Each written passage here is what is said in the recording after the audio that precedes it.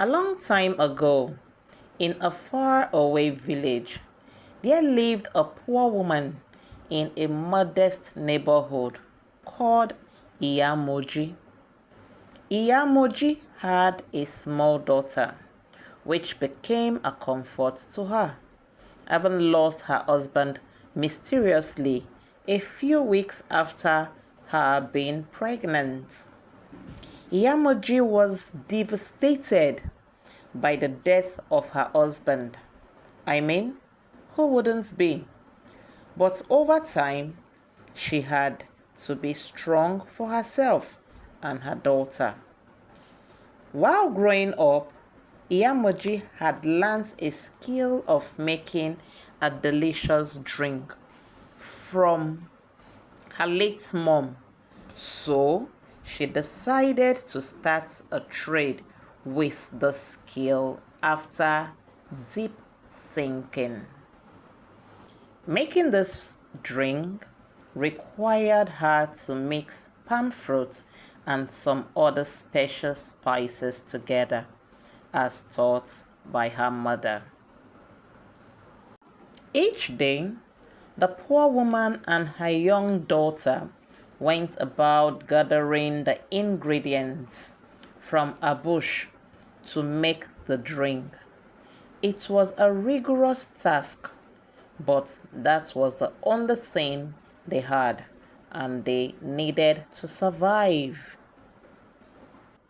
When the drink was ready, people would come from the neighboring villages to buy, as it was quite a delicious mixture.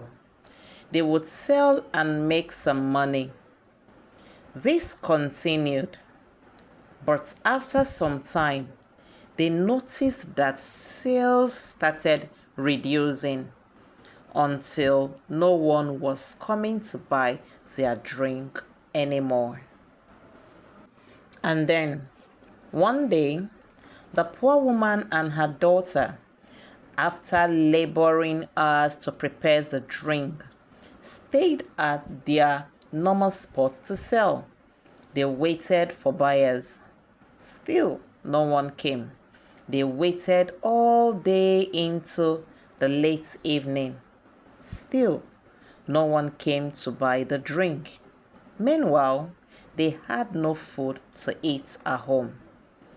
At some point, the poor woman's little daughter could no longer bear the hunger anymore.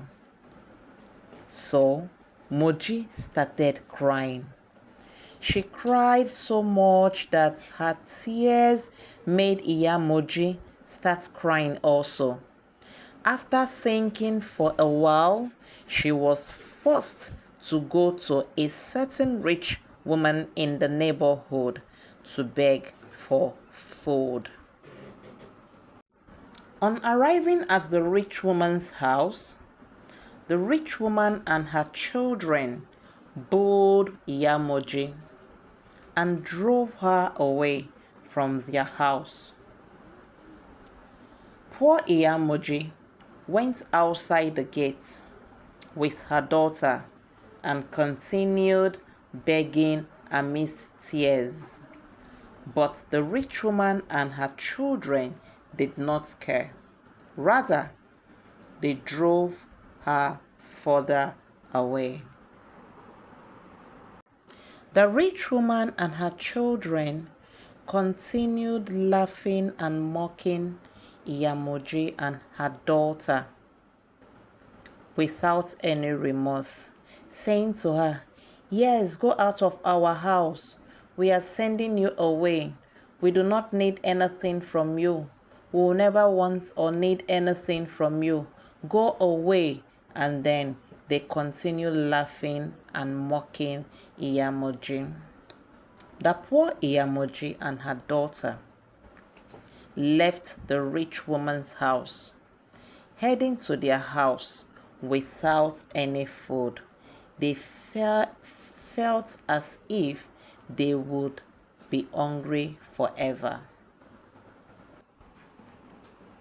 Alas, as Iya Moji and her daughter approached their house, they saw somebody standing in front of their house.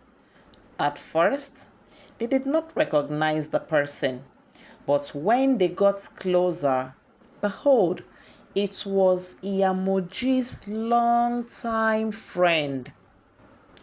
The friend said to Iya Moji that she had thought about them the day before and decided to bring them food, but couldn't come yesterday. So she came today, and she brought a lot of fruits and food with her for Iya Moji and her daughter. Iya Moji quickly opened her door, collected the food with great thanks, and began telling her friend about her ordeal.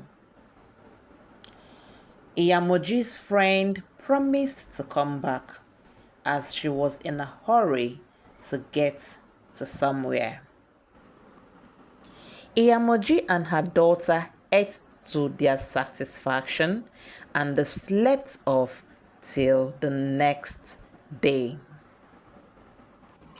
Very early the next morning, while they were still sleeping, they heard a very loud knock on the door. Immediately, Iya Moji rushed to see who was at the door. When she opened the door, a woman introduced herself that she was from a far village. Iya Moji welcomed her into her humble home and offered her seat to sit, whilst also trying to get her water to drink or even a cup of tea. But the visitor said she was in a haste, that she had just come to deliver a message to Iya Moji. The visitor said to Iya Moji, "You have noticed that your business has not been flourishing for a while. Now, find an old man and give him a gift." She continued, "Let him say a prayer over you and go back to selling your drink. All will be well." Once she was done saying this, she begged to take her leave, and Iya Moji excused her while pondering on the message delivered to her. In a few hours after the visitor left, Iya Moji was able to locate the house of an old man. Iya Moji approached the old man with some food and fruit and begged the old man to bless her, as if she was his daughter. The old man, acting as though he was being hypnotized by Iya Moji, immediately began to bless Iya Moji. In his prayer, he said to Iya Moji, "Your hands will keep bringing forth increase. May you never experience lack another day of your life. You are blessed from today henceforth." Iya Moji left the house of the old man immediately with her daughter to start preparing to go back to selling her drink. It was as if Iya Moji was dreaming. The demand for her drink that day was 4 times more than normal. She was overwhelmed selling, but she and the daughter were very, very happy. The old man's prayer was working. From that day onward, things changed positively for Iya Moji and her daughter.